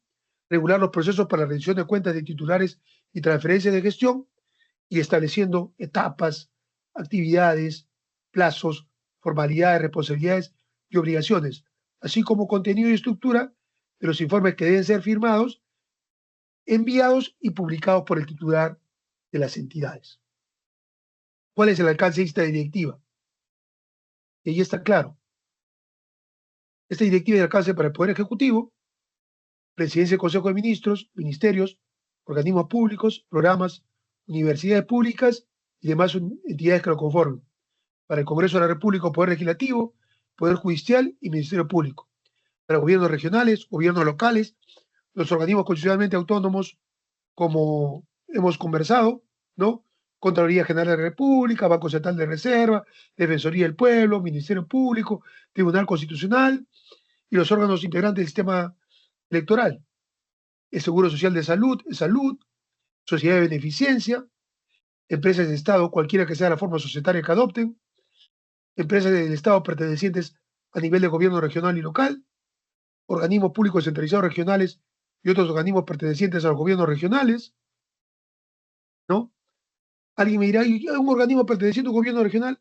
Por ejemplo, en el gobierno regional de Arequipa, la autoridad autónoma del proyecto Majes-Iguas, ¿no es cierto? Es un órgano que pertenece al gobierno regional de Arequipa, ¿no? Los organismos públicos descentralizados municipales y otros organismos pertenecientes a los gobiernos locales y órganos y las unidades orgánicas de la Contraloría General de la República, ¿no? Cuando nos referimos a unidades orgánicas, los órganos de control institucional que están en las diversas municipalidades provinciales. La que sigue, doctora. Continuidad institucional y entrega de cargo. Este es el punto final de nuestra exposición. Ojo, ya hemos visto ya la transferencia de gestión y remisión de cuentas. Y el último paso que correspondería es garantizar que exista continuidad de la institución y la entrega de cargos. ¿Cuáles son las normas que regulan la continuidad institucional y la entrega de cargos? Hay varias normas. Yo he tratado de hacer un resumen bastante sucinto, bastante escueto respecto a estas normativas, pero estas son las principales y que ustedes deberían tener en cuenta, ¿no? La ley 27.588, que es la ley que establece prohibiciones e incompatibilidades de funcionarios y servidores públicos, así como las personas que prestan servicio al Estado o a cualquier modalidad contractual, y su reglamento aprobado por el Decreto Supremo 019-2002-PCM. Obviamente, la ley 27.185, que ya la hemos visto, Ley Orgánica del Sistema Nacional de Control y de la Contraloría General de la República, y sus normas modificatorias. La ley 27.815, la ley del Código Ética de la Función Pública y sus modificatorias. La ley 27.867, la ley orgánica de gobiernos regionales. La ley 27.972, ley orgánica de municipalidades. La ley 27.28.175, ley marco del empleo público y modificatorias. La ley 28.716, ley de control interno de las entidades del Estado y modificatorias. La ley 30.057, la ley del servicio civil y su reglamento aprobado por el Decreto Supremo 040-2014 PCM. El Decreto Supremo 006-2017-2000 YUS, que aprueba el TUO de la ley 27.444, la ley de procedimiento administrativo general. La ley 32.204, que hemos visto hace un momentito, que regula la transferencia de la gestión administrativa de gobiernos regionales y gobiernos locales. Y la resolución electoral 001-78-INAP, que aprueba el manual normativo 055-78 sobre entrega de cargo, ahí hay una precisión. Esta resolución directoral es de ese año, 78, cuando estaba vigente incluso el Instituto Nacional de Administración Pública y estaba en función de la Escuela Nacional de Administración Pública, ENAP. Hoy en día, a pesar de que, eh, sigue vigente este manual normativo y hoy en día el INAP ha sido sustituido por la Autoridad Nacional de Servicio Civil, todavía se mantiene vigente este manual normativo, ¿no? Creo que ya por el tiempo ya está bastante vetusto y faltaría actualizarlo, pero todavía sigue vigente. La resolución directoral 01392 también en el tiempo que estaba vigente el INAP, que aprueba el manual normativo de personal sobre desplazamiento de personal, y la resolución directoral 00193 que aprueba el manual normativo de personal respecto a las licencias y permisos. Ese es el marco general que regula la continuidad institucional y la entrega de cargos. Continuidad institucional. Un punto importante aquí es que la ejecución de la actividad de transferencia y gestión que hemos visto hace algunos minutos atrás no puede reemplazar la obligación de efectuar la actividad de entrega de cargos y viceversa, porque como yo le dije al inicio de la clase, son actividades completamente distintas. No se confunda, porque a veces he escuchado la transferencia de gestión y es la entrega de cargos. No, la transferencia de gestión es, yo te estoy integrando a través de un informe, suscribo un acta de transferencia, toda la documentación que hemos visto. Y la entrega de cargos es la fase sucesiva. Entonces, yo no puedo hacer la entrega de cargos si es que previamente no he hecho la actividad de transferencia de gestión. La actividad de entrega de cargos es con posterioridad a la transferencia de gestión. No lo puede reemplazar. La continuidad institucional y la entrega de cargos en el Poder Ejecutivo y la Administración Pública implica, trae consigo un proceso de transferencia formal y ordenado de responsabilidades, bienes y documentación de un funcionario saliente que ejerce su cargo a un funcionario ingresante o a quien designe la entidad. ¿Con qué finalidad? Para asegurar una transición fluida del poder y la continuidad institucional de la gestión administrativa, la transparencia y la exacta transferencia de responsabilidades entre funcionarios. Entonces, esto es crucial, es clave que se tenga en cuenta la importancia de este proceso de transferencia formal y ordenado que se tiene que llevar a cabo. Ahora, nosotros dijimos que la actividad de transferencia y gestión formaba parte del Sistema Nacional de Control. La entrega de cargo es un proceso del Sistema Administrativo de Gestión de Recursos Humanos. Hace un momento dimos a conocer los 11 sistemas administrativos que están contenidos en la Ley de Poder Ejecutivo. Entonces, la entrega de cargo es un proceso del sistema administrativo que forma parte del sistema administrativo de gestión de recursos humanos. Tiene una normativa específica. ¿Por qué? Para evitar que existan vacíos de autoridad y asegurar que la información y los recursos se transfieran en forma apropiada entre el funcionario que sale y el que ingresa, o su sucesor, o su reemplazante, ¿no? Entonces, revisen esto porque yo creo que esta diapositiva es muy importante para que en el caso de que uno de ustedes forme parte de un próximo consejo regional, de un próximo consejo municipal, o sea, una autoridad municipal o regional, para que tenga presente esto cuando ingresen a esta etapa.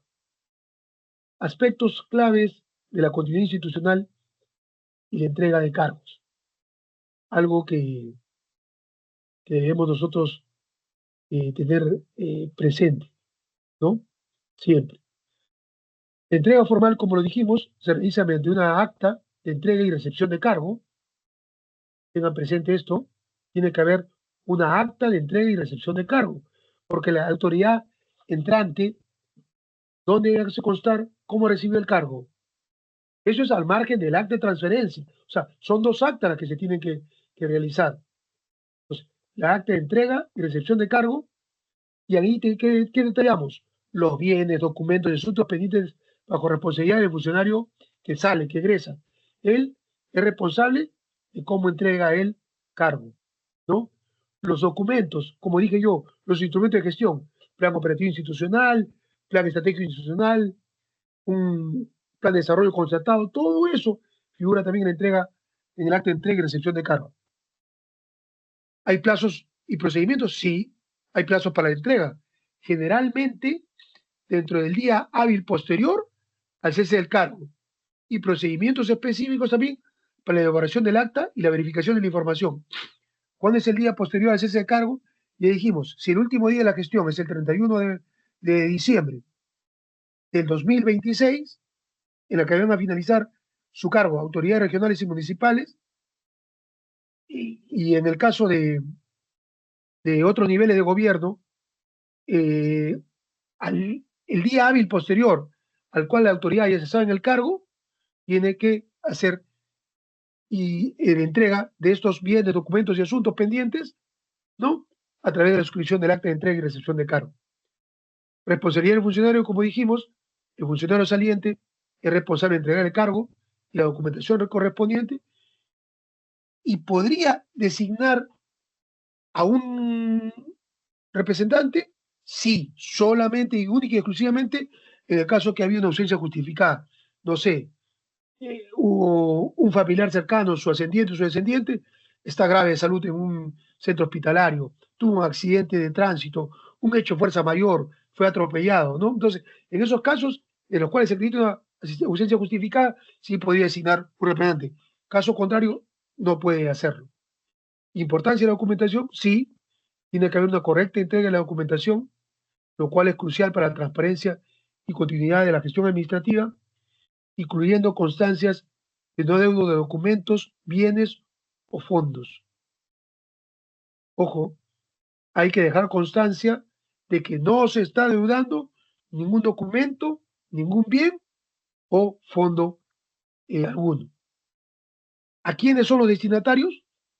La entrega puede ser al jefe inmediato o a quien designe la entidad.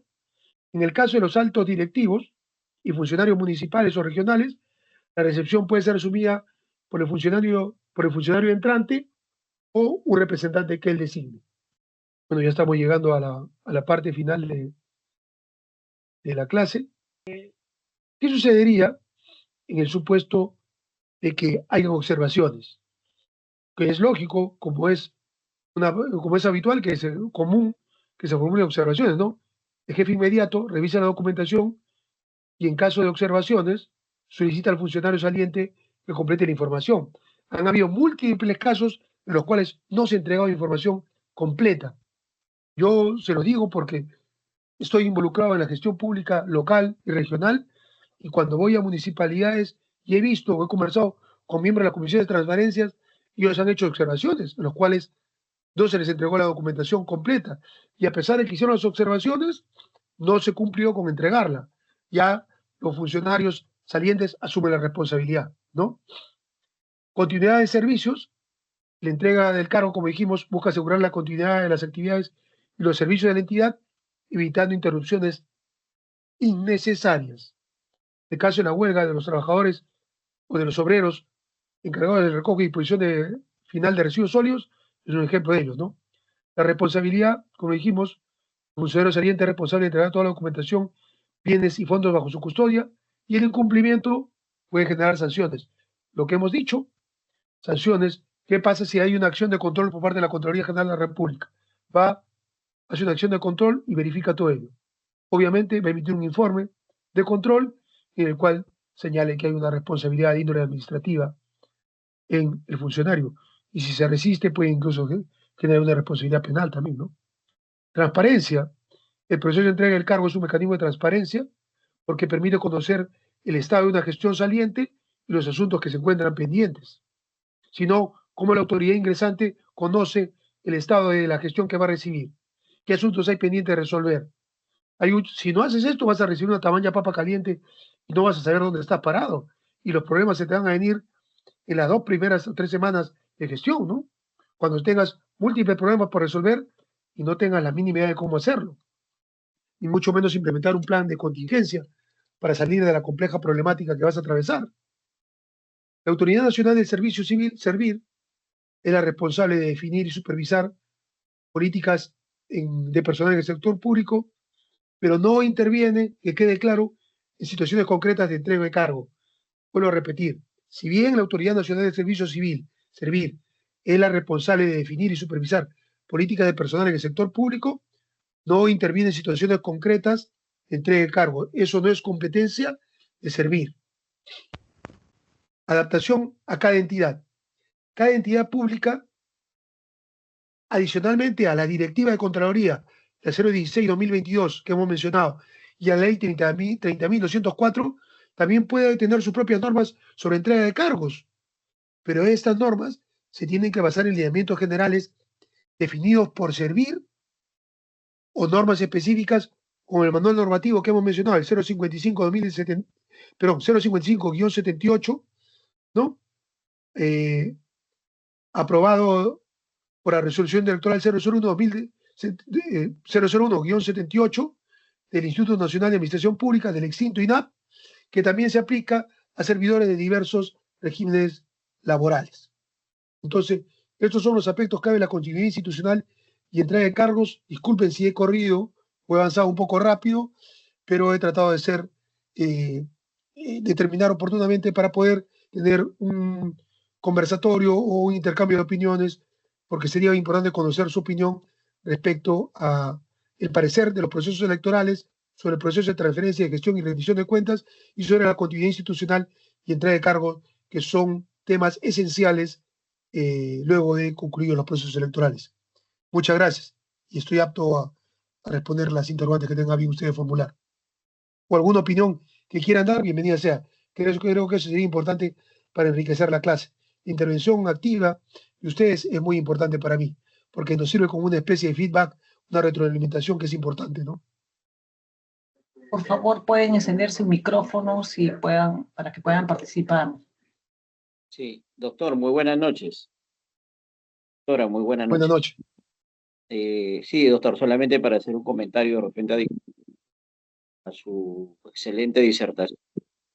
Yo consideraría bastante en el tema de lo que son las revocatorias, en cierto modo, si bien es cierto, las comunidades o la población tiene acceso a este derecho. Mi opinión es que en cierto modo retrasa la gestión, obstaculiza bastante la gestión. Perdón, tiene problemas en su audio. ¿Aló? Sí, ahora sí lo escucho, con total claridad. Sí, prosiga, por favor. sí, doctor, decía que respecto a la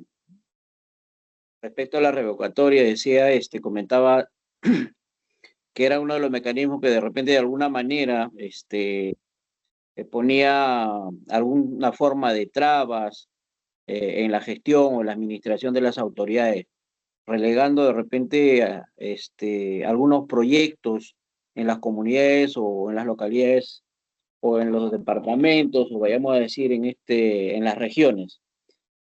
Y el mecanismo de repente de alguna manera podría ser en un principio bueno, pero creo que no se utiliza adecuadamente. Y como usted lo señaló, los plazos establecidos, por ejemplo, para poder realizar una revocatoria, también son demasiado obstaculizantes, vayamos a decir, ¿no? Porque al final termina dañando la gestión de cualquier autoridad que pueda hacer, ¿no? Ese era mi comentario, doctor. Gracias por tu participación. Tu comentario es importantísimo, porque coincide con varias de las opiniones que yo he vertido en varias oportunidades. Si bien la revocatoria de autoridades regionales y municipales es un derecho consagrado en el texto constitucional y en la normativa vigente sobre la materia, la ley 26.300, sin embargo, como señalas tú, lo lamentable es que se ha utilizado como herramienta política, porque muchas veces las autoridades regionales y municipales que no han salido favorecidas con los resultados en un proceso electoral regional y municipal, tan pronto la autoridad electa empieza su mandato, comienzan a cuestionarla y comienzan a ponerle trabas, como señalas tú, y lo primero que hacen es promover la solicitud de revocatoria. ¿Para qué? Para tratar de conseguir las firmas que el Jurado Nacional de Elecciones se las pueda, pero que la OMPE la pueda admitir, ¿no?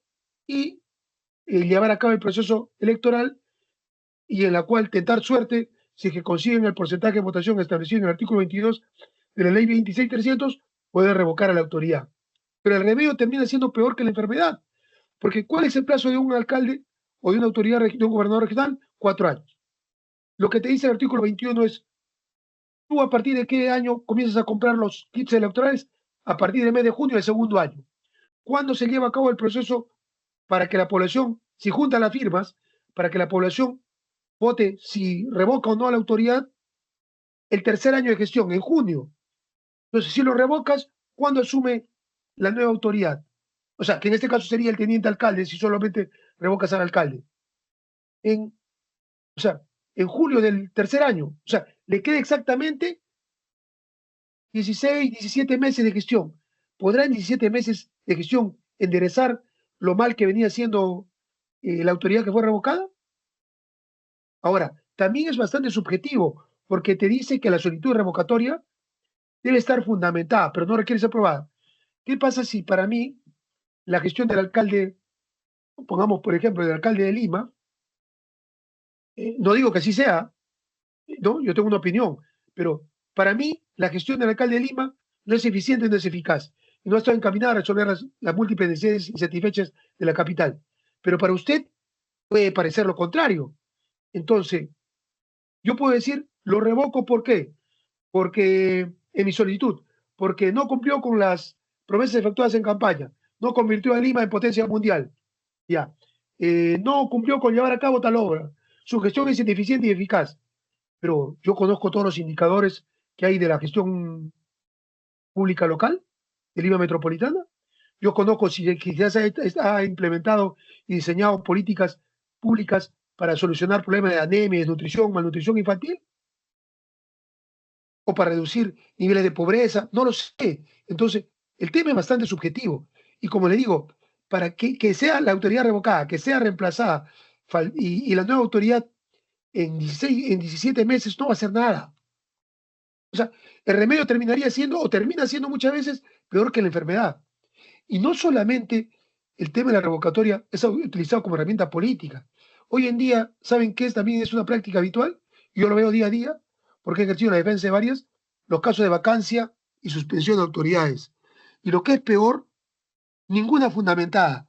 Mueves todo el aparato del Jurado Nacional de Elecciones, quien se pronuncia en última instancia. ¿Para qué? Para que al final diga, no procede, no procede, no procede, no declara, y cuánto tiempo perdió el jurado en abocarse a ese tipo de causas. Yo estaba evaluando presentar un proyecto de ley para que en todo caso que las personas que presenten una vacancia o suspensión que no esté debidamente fundamentada no vuelvan a presentar ya en lo que queda del periodo, ¿no? O sea, me parecería ahí, porque hay muchas que presentan, como dice su compañero, para entorpecer las sesiones de las autoridades regionales y municipales. No significa que yo las quiera defender, sino que creo que hay que promulgar normas que se adecúen a los requerimientos legales de la sociedad.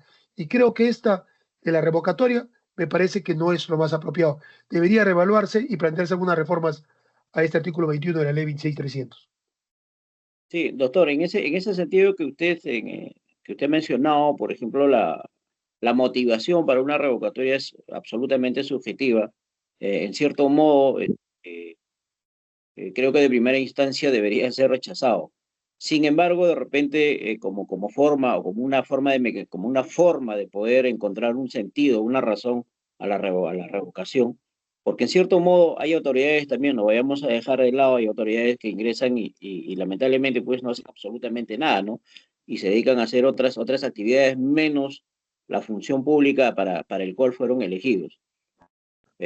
Tal vez como propuesta podría ser la participación de la Contraloría o la Defensoría del Pueblo como mecanismo, por ejemplo, para poder hacer una auditoría o etcétera, ¿no? Para una auditoría administrativa o una auditoría económica, de tal manera que se pueda evidenciar que hay una mala gestión de la autoridad y acelerar la revocatoria para poder hacerle, bueno, determinar la vacancia y poder hacer el cambio de la autoridad. Podría ser un mecanismo, no lo digo que no, pero así como usted lo mencionó, desde un punto de vista, pues es evidente que la motivación para poder generar una vacancia y poder recolectar las firmas se lleva, pues, como podría ser no a una situación de razonabilidad, sino a una cuestión más sentimental, se podría decir, ¿no? Pueden haber personas que, que, que no le simpatiza, y esta persona que no le simpatiza no le hará, no le es de su agrado,